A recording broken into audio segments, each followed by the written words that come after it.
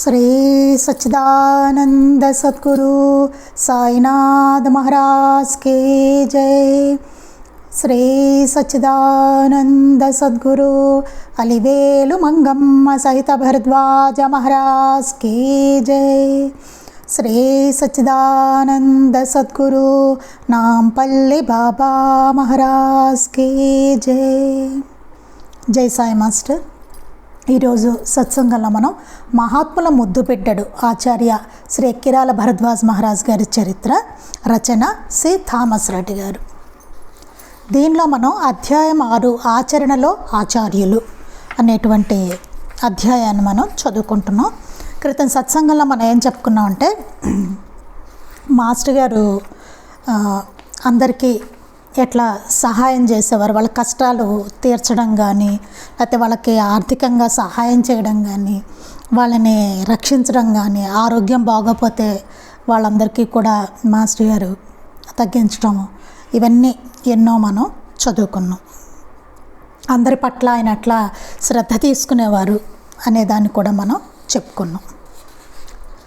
Next ఏమో ధర్మో రక్షతి రక్షిత అనేది ధర్మాచరణ లేని ఆధ్యాత్మికత పునాది లేని భవనంతో సమానం అని, ధర్మాచరణలో మహాత్ముల మాటలనే తీసుకోవాలి అని చెప్పి మాస్టర్ గారు భావించేవారు అన్నమాట. అంటే ధర్మం విషయంలో ఆయన ఎంత ఖచ్చితంగా ఉండేవారు అనేదాన్ని కూడా మనం చదువుకున్నాం. ఇంకా ఈరోజు మనం ధనార్జనలో వీరి దృష్టి, మాస్టర్ గారికి ధనార్జనలో మాస్టర్ గారి దృష్టి ఎలా ఉండే. క్రితం సత్సంగా మనం ధర్మం గురించి చదువుకున్నాం. ఎంత ధర్మంగా ఉండేవారు మాస్టర్ గారు, దానికి ఎంత ఇంపార్టెన్స్ ఇచ్చేవారు, ఆయన ఆచరణ ఎట్లా ఉండేది అనేదాన్ని మనం చదువుకున్నాం. ఈరోజు మనం ధనార్జనలో వీరి దృష్టి, ధనాన్ని ఆర్జించడంలో మాస్టర్ గారు దృష్టి ఎలా ఉండేది ధనం విషయంలో అన్నది. ధనం మూలం మిదం జగత్ అను మాటలకు ప్రాధాన్యత ఇవ్వక ధర్మబద్ధంగా అవసరం ఉన్నంత వరకే ఆర్జించారు. మాస్టర్ గారిది ఎలా ఉండేదంటే, మామూలుగా మనం ఏమనుకుంటామంటే ధనం మూలం మిదం జగత్ అనుకుంటాం మనందరం.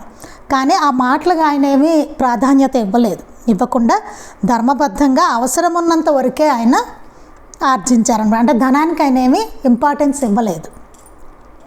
జీవన విధానం ఎన్నుకోవడంలో ఒక పద్ధతి ఉండాలి అంటూ సారాయి బుడ్లు అమ్మి డెకాయిట్లు చేసి లంచాలు లాగి బ్రతకాల్సిన పని లేకుండా సాటివారికి శ్రేయస్సు కలిగించే పద్ధతిలో జీవించాలి అన్నదే వీరి దృక్పథం. మాస్టర్ గారు ఏం చెప్పేవారు అంటే, మనం డబ్బు సంపాదించాలంటే ఎట్లా ఏదైనా చేయొచ్చు కదా, సారాయి అమ్ముకోవచ్చు, డెకాయిట్లు చేయొచ్చు, లంచాలు బాగా లాగి పెంచుకోవచ్చు, ఇట్లా బ్రతకాల్సిన ఇలాంటివన్నీ కూడా ఉంటాయి. అలాంటి పని లేకుండా సాటివారికి శ్రేయస్సు కలిగించే పద్ధతిలో జీవించాలి అని చెప్పేవారు. ఇతరులకి అలా మోసపూరితమైన జీవిత విధానం అట్లా ఎంచుకోకుండా మనం సాటి వాళ్ళకి శ్రేయస్సు కలిగించేలాగా మన వృత్తి కానీ ధనార్జన కానీ ఇవన్నీ అలా ఉండాలి అని చెప్పేవారు అన్నమాట. తన కొరకు తన కుటుంబం కొరకు ఆస్తులు అంతస్తులు పెంచుకోలేదు. మామూలుగా ఏం చేస్తాం మనం, తర్వాత మన పిల్లలకి ఎలాగో అని ఆలోచించి వాళ్ళ కోసం అని చెప్పేసి మనం అన్నీ కూడబెడుతూ ఉంటాం. మనం సామాన్యులం అందరం చేసే పని అది. కానీ మాస్టర్ గారి విషయంలో చూస్తే ఎలా ఉండేదంటే, ఆయన కొరకు కానీ ఆయన కుటుంబం కొరకు కానీ ఆస్తులు అంతస్తులు అట్లాంటివి ఏమీ ఆయన పెంచుకోలేదు. మిద్దెలు మేడలు కట్టుకోలేదు. మిద్దెలు మేడలు అలాంటివి ఏమీ కట్టుకోలేదు ఆయన. బ్యాంకుల్లో డిపాజిట్ చేయలేదు. మామూలుగా మనం ఏంటి, మనకు కొంచెం సేవింగ్స్ ఉంటుంది బ్యాంకులో డిపాజిట్స్ కదా, అలాంటివి ఏమీ లేవు మాస్టర్ గారి దగ్గర. జీవిత బీమా పథకాలు అసలే లేవు, ఇన్సూరెన్సులు అట్లాంటివి అసలు లేనే లేవు. ఏ రోజుది ఆ రోజే, అంతే. ఏ రోజు వచ్చిందో ఆ రోజే, ఇంకంతే. ఎవరు మహాత్ములు కూడా అంటారు, ఏ రోజు ఆ రోజే అయిపోతుంది మాస్టర్ గారి దగ్గర అని చెప్పి. అలా ఎవరంతా డబ్బు తీసుకున్నారనేది గుర్తుపెట్టుకుని పదే పదే వారిని అడగాలనే ధ్యాస కనిపించేది కాదు. మాస్టర్ గారి దగ్గర ఎంతోమంది డబ్బు తీసుకునేవారు, అసలు మాస్టర్ గారు అడిగేవారు కాదు, ఆ ధ్యాస కూడా ఉండేది కాదు. మనకేమనిపిస్తుంది, వాడు తారసపడ్డాడంటే వీడు ఏమిటి నాకు డబ్బులు ఇవ్వలేదు ఇవ్వాలి కదా అనిపిస్తుంది. లేకపోతే వాళ్ళని అడుగుతాం, ఏమంటే మాకు కూడా కొంచెం కష్టంగా ఉంది మీరు ఇవ్వాలి కదండి అని అడుగుతాం జనరల్గా. అవేం ఉండేది కాదు. వాళ్ళు మాస్టర్ గారు ముందే తిరిగేవారు, అన్నీ కనబడుతూ ఉన్నా సరే మాస్టర్ గారికి అసలు అడగాలన్న ధ్యాస కూడా ఆయనకు ఉండేది. అంటే ఇచ్చామంటే ఇంకా ఇచ్చేసాం అంతే, అలా ఉండేది ఆయనది. ఆయనకు అడవిలో జానడి స్థలము కానీ ఊర్లో ఒక ఇల్లు కానీ లేదు. జానడి స్థలము లేదు, ఆయనకు ఒక ఇల్లు కూడా లేదు. కొందరు వీరి వద్ద తీసుకెళ్లిన బుక్స్ అన్నీ అమ్మి డబ్బులు వచ్చిన వారి వారి కమిషన్స్ పట్టుకొని మిగిలిన సొమ్ము చెల్లించకుండా చీట్లు కట్టుకోవడానికి, వ్యాపారాలు చేసుకోవడానికి, ఇంట్లో సోఫాలు బీరువాలు కొనడానికి వారుకున్నారని తెలిసినా ఆయన పిలిపించి మాట్లాడలేదు. కొంతమంది ఏం చేసేవారు, మాస్టర్ గారి గ్రంథాలు తీసుకెళ్ళి అవి అన్నీ అమ్మి డబ్బులు వచ్చినా సరే వాళ్ళు ఏం చేసుకునేవారు, వాటితోటి వాళ్ళు తీసేసుకునేవారు ఆ డబ్బులు. చీట్లు కట్టుకోవడం, వ్యాపారాలు చేసుకోవడం, అంటే మాస్టర్ గారికి ఇవ్వడం ఉండేది కాదు, చేసుకోవడానికి, ఇంట్లో సోఫాలు బీరువాలు అవన్నీ కొనుక్కోవడానికి, వాళ్ళ అవసరాలకి వాళ్ళు వాడేసుకునేవారు. అది తెలుసు మాస్టర్ గారికి. అయినా సరే ఆయన ఎప్పుడూ పిలిపించి అసలు మాట్లాడలేదట. రమణ మహర్షి ఆశ్రమంలో పనిచేయు ఒక వ్యక్తి సరుకులు కొనుగోలులో కమిషన్ సంపాదించుకునే విషయం వేరొక భక్తుడు గమనించి భగవానులతో చెప్పగా, వాడికి కావాల్సింది వాడు మూట కట్టుకుంటున్నాడు, నీకు కావాల్సింది నువ్వు కట్టుకో అన్నారట. చూడండి, చాలా అద్భుతమైన విషయం. ఒకసారి రమణ మహర్షి గారి ఆశ్రమంలో పనిచేస్తున్న ఒక వ్యక్తి సరుకులు కొనుగోలు, అక్కడ భోజనాలు అవి ఉంటాయి కదండి, అందుకని సరుకులు కొనుగోలు చేయడం అన్నమాట. దాంట్లో ఏం చేసేవాట, కమిషన్ సంపాదించుకునేవాడు. సంపాదించుకొని ఆ విషయం ఏమైందంటే వేరే భక్తుడికి తెలిసి భగవాన్తో చెప్పారట, ఇట్లాగా మన కోసం అని చెప్పి ఆశ్రమానికి అవన్నీ సరుకులు కొంటూ దాంట్లో కాస్త కమిషన్ ఇతను తీసేసుకుంటున్నాడు అని చెప్పాట. అప్పుడు భగవాన్ ఏమన్నారట, వాడికి కావాల్సింది వాడు మూట కట్టుకుంటున్నాడు, నీకు కావాల్సింది నువ్వు కట్టుకో అన్నారట. అట్టిదే భరద్వాజ గారి దృష్టి, మాస్టర్ గారి దృష్టి కూడా అలాంటిదే. ఎవడికి కావాల్సింది వాడు కట్టుకుంటాడు అంతే, అంత మించి ఏమీ లేదు. ఇది మనందరికీ బోధ అండి, చాలా జాగ్రత్తగా గుర్తుపెట్టుకోవాలి. ఇది మనకు కావాల్సింది ఏదో మనం గుర్తుపెట్టుకొని చేసుకోవడం. ధనం విషయంలో ఒకరోజు కొత్తగా వచ్చిన వ్యక్తి మనకు ఏ వస్తువు కావాలన్నా భరద్వాజ గారి రూమ్కి వెళ్ళి తెచ్చుకోవచ్చు. ఏమంటే అక్కడ అందరూ కళ్ళు మూసుకుని కూర్చుని ఉంటారు, ఎవరు మటుకు వారు అన్నారు. ఇది భలే ఉంది చూడండి. ఒకరోజు అక్కడికి కొత్తగా ఒక వ్యక్తి వచ్చి ఆయన అన్నట్ట, మనకి ఏ వస్తువు కావాలన్నా భరద్వాజ గారి రూమ్కి వెళ్ళి తెచ్చుకోవచ్చు అన్నట్ట. ఎందుకంటే అక్కడ అందరూ కళ్ళు మూసుకుని కూర్చుంటారు, ఎవరి మటుకు వాళ్ళు, మనం తెచ్చేసుకోవచ్చు ఏం కావాలన్నా అక్కడ వస్తువులు అన్నట్టు. ఇంటి ఫైనాన్స్ విషయాలు చూస్తున్న విక్రమాదిత్య గారు వెళ్ళి ఫైనాన్స్ ప్రాబ్లమ్స్ చెప్పి కష్టంగా ఉందని చెప్తే, నా బిడ్డల ఇంట్లో అన్నవసరాలకు లోటు ఉండదు అని సాయి చెప్పారు కదా, అందుకు ఇబ్బంది లేకుండా ఆయన చూసుకుంటారు, నువ్వేమీ ఆందోళన పడాల్సిన పని లేదు అని ధైర్యం చెప్పేవారు, మనసు కుదుట పడేటట్లు. మాస్టర్ గారి దగ్గరికి ఒకసారి విక్రమాదిత్య గారు వచ్చి, నాకు కొంచెం ఇంట్లో ఫైనాన్షియల్గా కష్టంగా ఉంది అని చెప్పారట. చెప్తే మాస్టర్ గారు అన్నారట, నా బిడ్డల ఇంట్లో అన్నవసరాలకు లోటు ఉండదని సాయి చెప్పారు కదా. బాబా మనకి లీలామృతంలో కూడా ఉంటుంది, నన్ను నమ్ముకున్న వాళ్ళకి అన్నవసరాలకు లోటు ఉండదని, అందుకు ఇబ్బంది లేకుండా ఆయనే చూసుకుంటారు, అందుకు ఇబ్బంది ఏం లేకుండా ఆయన చూసుకుంటారు, ఏమీ ఆందోళన పడద్దు అని చెప్పి ధైర్యం చెప్పేవారట. అలా మనసు కుదుట పడేదట ఆయనకి. ఇప్పటికేనండి బాబా నమ్ముకున్న వాళ్ళు ఎవ్వరికీ అన్నవసరాలకి లోటే ఉండదు. శ్రీ శేషాద్రి డిగ్రీ చదువులయ్యాక అన్నిటికన్నా ఉత్తమం వేరే వారి మీద ఆధారపడకుండా జీవించడం, నీవు వ్యవసాయం చేయడం మేలు, ఫ్రాడ్ లేకుండా జీవించేది వ్యవసాయంలోనే అన్నారు. శేషాద్రి అనే ఆయన డిగ్రీ చదువయ్యాక మాస్టర్ గారు అన్నారట ఆయనతోటి, అన్నిటికన్నా ఉత్తమంగా వేరే వారి మీద ఆధారపడకుండా మనం జీవించేది వ్యవసాయంలో, అందుకని వ్యవసాయం చేయమని చెప్పారట. అదే మేలు, ఫ్రాడ్ లేకుండా జీవించేది ఆ వ్యవసాయంలోనే అని చెప్పారట.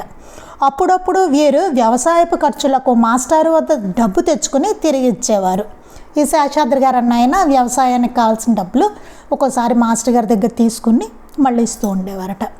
మాస్టర్ గారు విద్యానగర్ అంటే ఎవరిని అడగకుండా, అడగడానికి ఇబ్బంది కానీ మాస్టర్ గారిని హాయిగా అడగచ్చు, ఎందుకంటే ఆయన ఇచ్చేస్తారు, ఇవ్వను అండం ఉండదు ఆయనకి. అడిగారంటే ఇచ్చేస్తారు, ఇంక ఎట్లా ఉన్నా లేకపోయినా ఎట్లా అట్లా తెచ్చైనా ఆయన ఇచ్చేస్తారు ఆయన. అందుకని ప్రతి వాళ్ళకి మాస్టర్ గారిని వచ్చి అడగాలనిపించేది.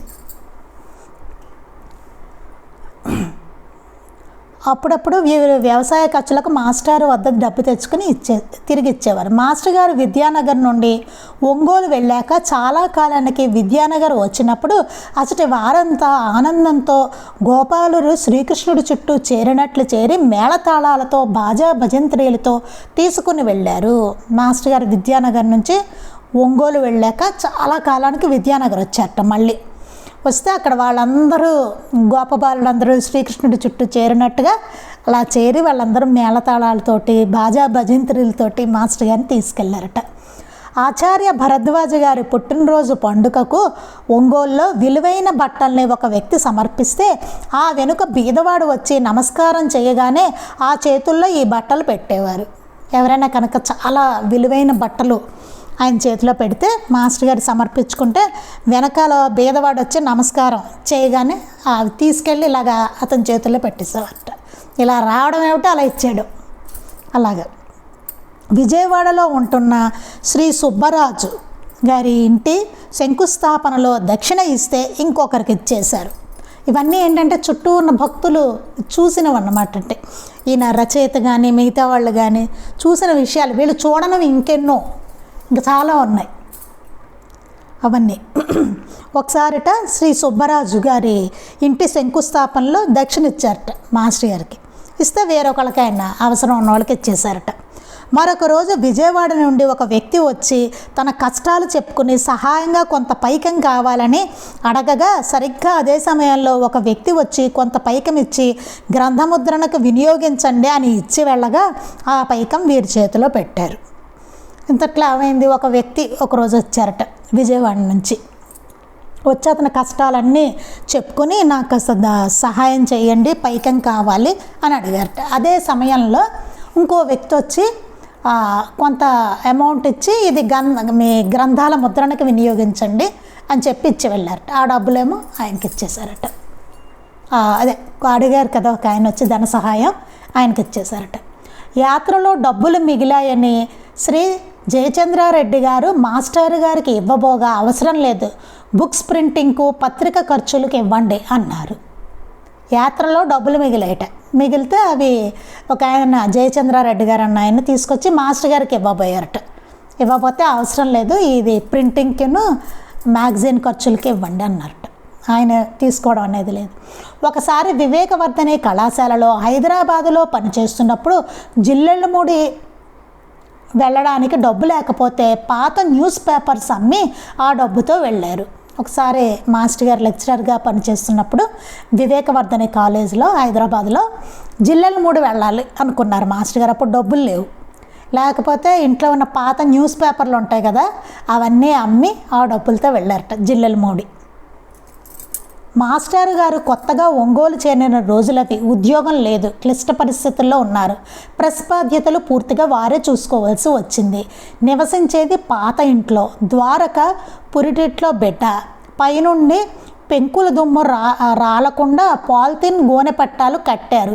అవన్నీ చూసి శ్రీ పి సుబ్బరామయ్య బాధపడి కొంత తోడ్పడదామని మాస్టర్ గారికి తెలుపగా, మీరెక్కడ ఉంటే అక్కడ సత్సంగం చేయండి, అదే నాకు లక్షలుగా సహాయం చేసినట్లు అన్నారే కానీ పట్టుమని 10 రూపాయలు కూడా అడగలేదు శ్రీ మాస్టర్ గారు అని అంటారు శ్రీ సుబ్బరామయ్య గారు. చూడండి అసలు మాస్టర్ గారు కొత్తగా ఒంగోలులో చేరిన రోజుల్లో మాస్టర్ గారికి ఇంకా అప్పటికి ఉద్యోగం లేదు. చాలా క్లిష్ట పరిస్థితుల్లో ఉన్నారు ఆర్థికంగా. ఎందుకంటే ఆయన బ్యాంక్ సేవింగ్స్ ఇలా ఏమి ఉండవు కదా, ఎప్పటికప్పుడు వచ్చిన డబ్బులు ఇచ్చేయడమే, అందరికీ ఎవరు అడిగితే వాళ్ళకి ఇచ్చేయడమే, అలా ఉండేది. దాంతో చాలా క్లిష్ట పరిస్థితుల్లో ఉన్నారు. అప్పుడు ప్రెస్ బాధ్యతలు కూడా పూర్తిగా మాస్టర్ గారు చూసుకోవాల్సి వచ్చేది. ఈ గ్రంథ ముద్రణలు, సాయిబాబా మాసపత్రిక, ఇవన్నీ మాస్టర్ గారు చూసుకోవాల్సి వచ్చేది. ప్రెస్ విషయాలు కూడా ఉండేదేమో పాత ఇంట్లో, ఒక పాత ఇల్లు అనమాట. ద్వారక పురిటిలో బిడ్డ, ద్వారక బాబు గారు ఇంకా అప్పుడే పురిట్లో బిడ్డట, చిన్న పిల్లవాడు అనమాట. పైనుండి పెంకుల దుమ్ము రాలకుండా పాలిథిన్ గోనె పట్టాలు కట్టారు. ఆ పెంకులు పాతిల్లు కదండి, ఆ పెంకుల దుమ్ము అంతా పైనుంచి ఇంట్లో పడిపోతూ ఉండేది అనమాట. అది రాలకుండా పాలిథిన్ కవర్లు, అవి గోనె పట్టాలు ఉంటాయి కదా మనవి పాలిథిన్వి, అవి కట్టారట. ఇవన్నీ చూసి సుబ్బరామయ్య గారు ఆయన బాధపడి, నేను కొంత మీకు సహాయం చేస్తాను మాస్టర్ గారు అంటే, ఏమక్కర్లేదు, మీరు ఎక్కడుంటే అక్కడ సత్సంగం చేయండి, అదే నాకు లక్షలు సహాయం చేసినట్టు అని చెప్పారు. ఆయన ఏం అడగలేదు, ఎవరి నుంచి తీసుకోలేదు. మీరు ఎక్కడుంటే అక్కడ సత్సంగం చేయండి అంతే, అది నాకు లక్షలు సహాయం చేసినట్లే అని చెప్పారట. ఇది మనందరికీ గుర్తుపెట్టుకోవాలి. మనం ఎక్కడుంటే అక్కడ సత్సంగం చేసుకోవాలి. అది మాస్టర్ గారు ఆశించి చెప్పారు అందరికీ, మీరు ఎక్కడుంటే అక్కడ సత్సంగం చేసుకోండి అని. అలా అని అన్నారే కానీ పట్టుమని 10 రూపాయలు కూడా అడగలేదు. ఆ మాట చెప్పారే కానీ 10 రూపాయలు కూడా అడిగి తీసుకోలేదు వాళ్ళ దగ్గర, శ్రీ మాస్టర్ గారు అని అంటారు సుబ్రహ్మణ్య గారు.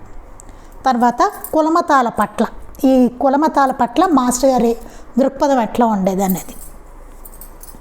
ఎక్కడ ప్రపంచం ముక్కలు ముక్కలై ఇరుకైన గోడల మధ్య మగ్గిపోవడం అని విశ్వకవి ఠాగూర్ అన్నట్లు కులాలు, వర్గాలు, మతాలు మనిషికి మనిషికి మధ్య సఖ్యతను, సమానత్వాన్ని పెంపొందించగా అడ్డుగోడలుగా నిలిస్తే అటువంటి వాటిని పట్టించుకోని అవసరం లేదు అన్నదే భరద్వాజ గారి ప్రాపంచిక దృష్టి.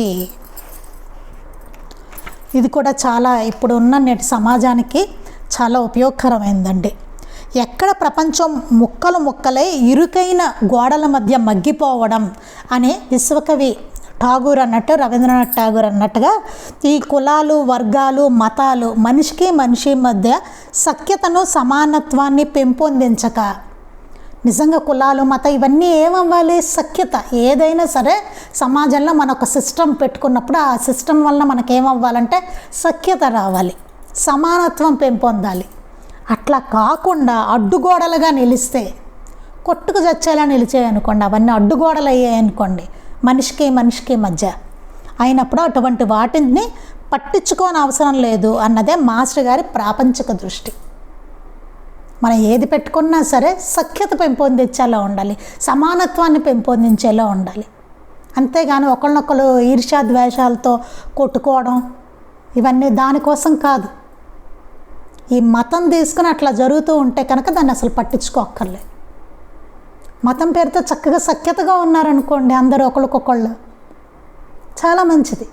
అన్ని మతాల వాళ్ళు చక్కగా కలిసి చేసుకోవడాలు ఇట్లాంటివన్నీ చేశారనుకో, ఒకళ్ళనొకళ్ళు గౌరవించుకోవడం. బాబా సన్నిధిలో శ్రీరామనవమి ఉరుసు జరిగాయి, ఎంత అద్భుతం అండి. వీళ్ళు అందులో పాల్గొనేవారు, వాళ్ళు అందులో పాల్గొనేవాళ్ళు, ఇద్దరు, చాలా బాగుండేది.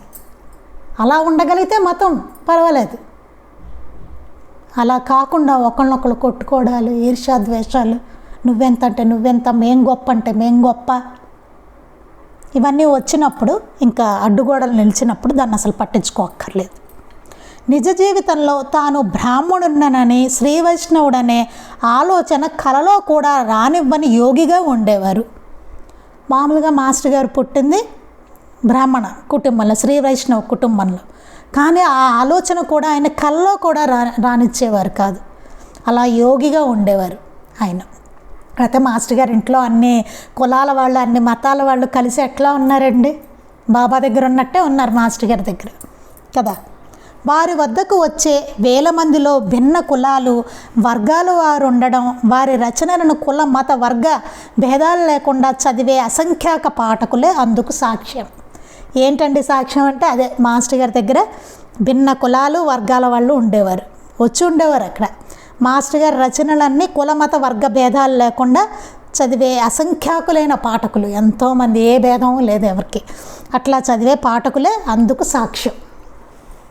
ఒంగోలు ద్వారకామాయి సత్సంగ మందిర ప్రారంభోత్సవ సమయంలో ఆయన అగ్రవర్ణాల వారి చెంతన కలవారి ప్రక్కన మాత్రమే కూర్చుని ముందుగా భోంచేస్తారు అనుకుంటుండగా, అందుకు విరుద్ధంగా అందరి భోజనాలు అయ్యాకే చివరి బంతిలో నా పక్కనే కూర్చుని భోంచేశారు.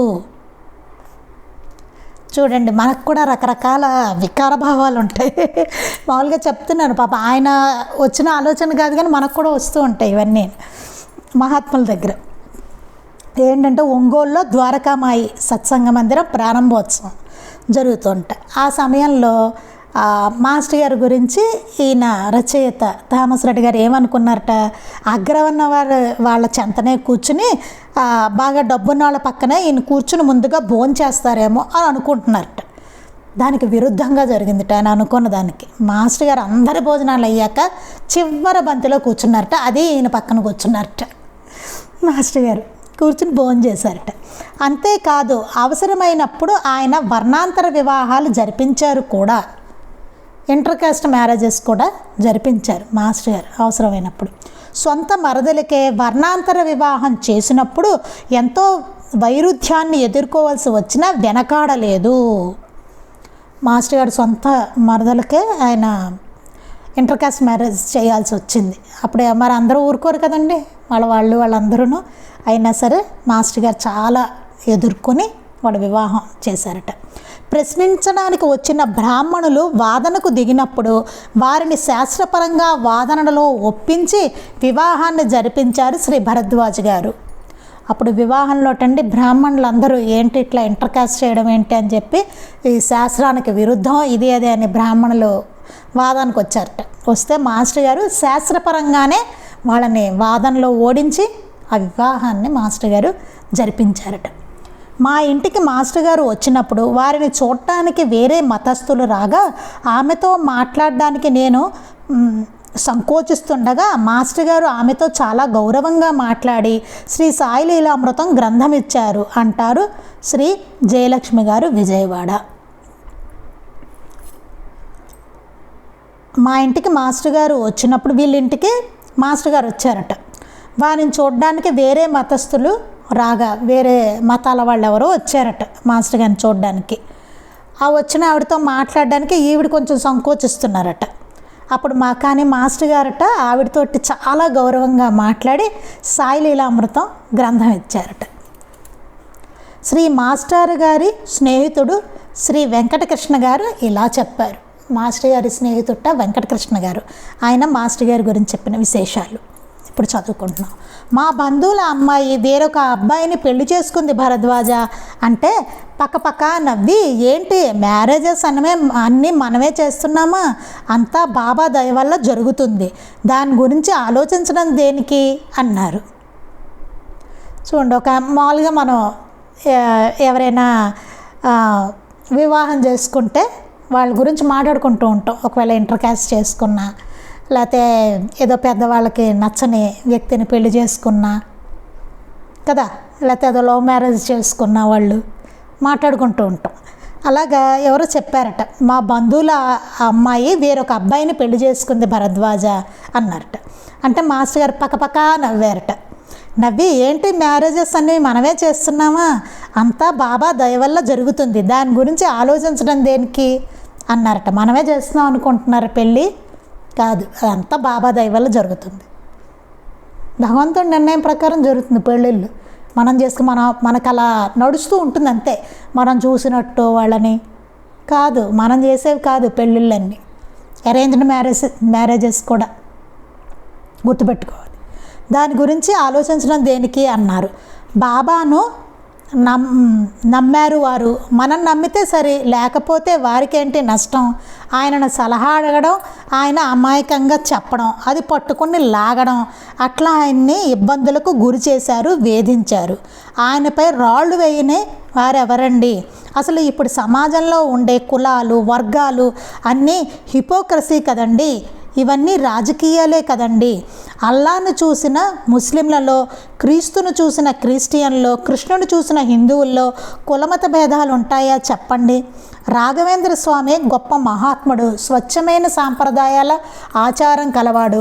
మరి బీదర్ చరిత్ర చూస్తే వారు ముస్లిం దగ్గరకు వెళ్ళినట్టు తెలుస్తుంది. అంతేనండి, భరద్వాజ పరిమితి భావాల్ని దాటిన వ్యక్తి, అంతే.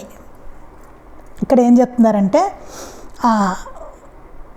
బాబాను నమ్మారు వాళ్ళు, మనం నమ్మితే సరే, లేకపోతే వారికేంటి నష్టం. అంటే బాబా దయ వల్లనే వివాహాలు జరుగుతాయి, వాళ్ళు నమ్ముకున్నారు బాబాని, జరిగింది, మనది కాదు అని చెప్పారట.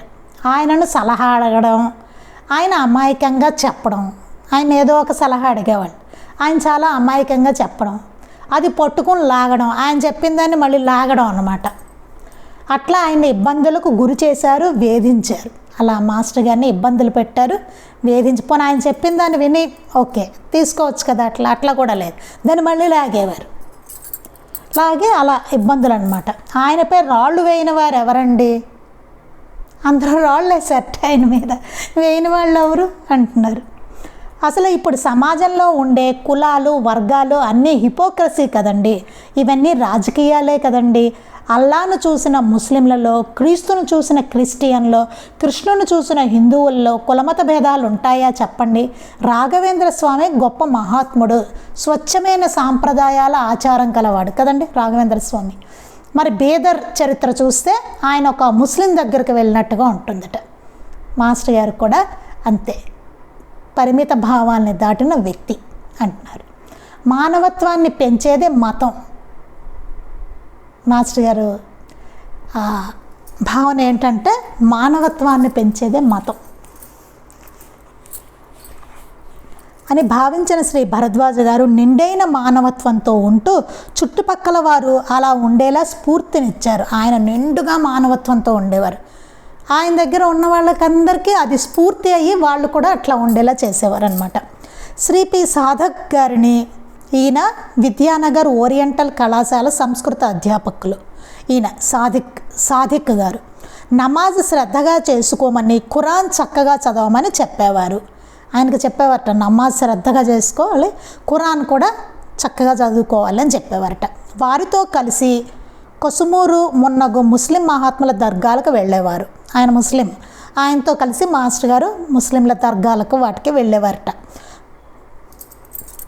సూఫీ సైన్స్ను గురించి, బుద్ధిస్ట్ మాంక్స్ గురించి చెప్పేవారు. ఖురాన్ బాగా చదివేవారు. ఆయనకు ఒక మతం అంటే ఇష్టం అని ఎవరైనా అంటే నవ్వు వస్తుంది అంటారు సాదిక్. ఎవరైనా మాస్టర్ గారికి ఈ మతం అంటే ఇష్టం అని అంటే కనుక నవ్వు వస్తుంది అన్నారట. అంటే మాస్టర్ గారు అర్థమైన వాళ్ళకి ఎవరైనా అట్లా మాట్లాడితే నవ్వు వస్తుంది అనమాట. అలా ఉండదు మాస్టర్ గారి దగ్గర.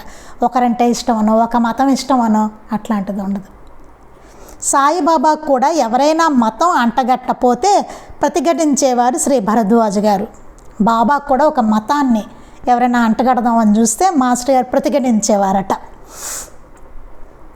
బ్రాహ్మణుల కంటే ఎక్కువగా నన్ను అభిమానించారు భరద్వాజ గారు అని అంటాడు శ్రీ సాదిక్ గారు. ఎందుకంటే ఈయన ముస్లిం అయినా సరే, మాస్టర్ గారేమో శ్రీ వైష్ణవులు.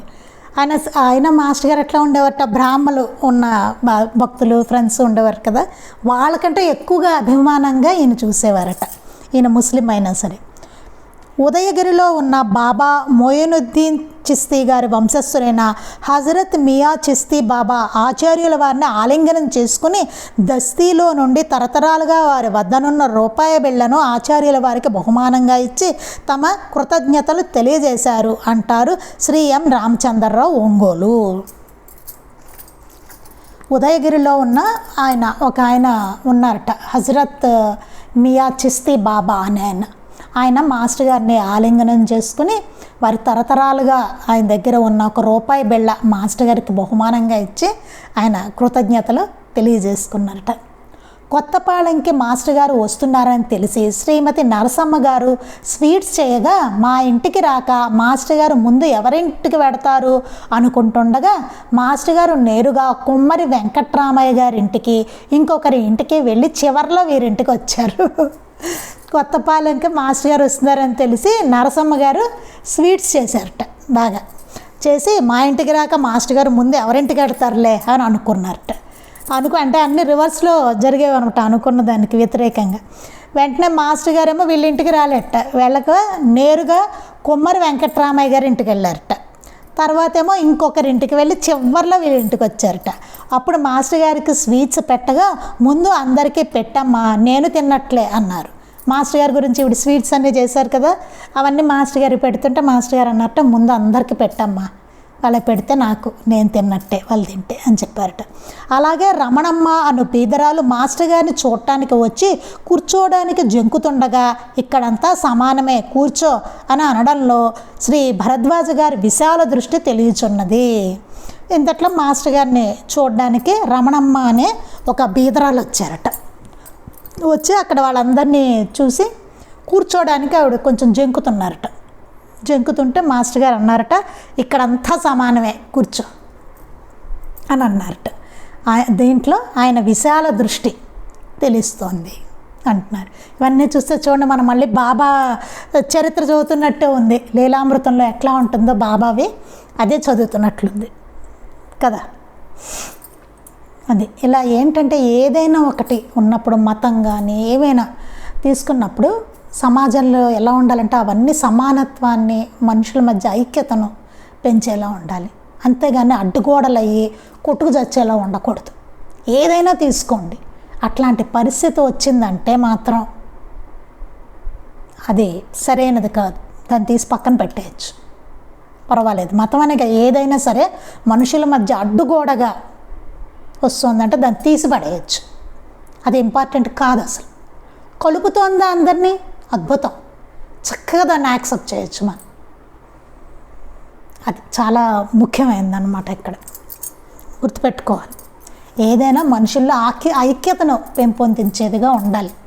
చక్కగా ఒకరికొకరు సహకరించుకునేలాగా, సమానత్వాన్ని పెంపొందించేలాగా అలా ఉండాలి. అంతేగాని సమాజంలో హెచ్చు తగ్గులు తెచ్చేలాగా, ఒకళ్ళనొకళ్ళు విమర్శించుకునేలాగా, అహంకారం బలపరుచుకునేలాగా, నేను గొప్ప అంటే నేను గొప్ప అనుకునేలాగా ఇట్లాంటివి వచ్చాయంటే మాత్రం అది సరైనది కాదు.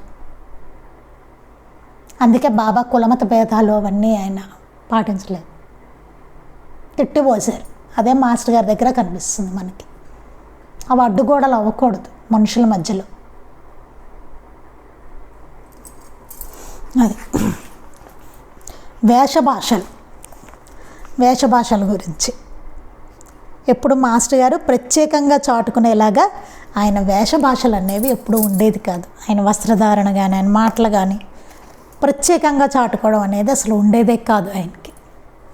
అది ఇంకా మిగిలింది మనం రేపు చదువుకుందాం.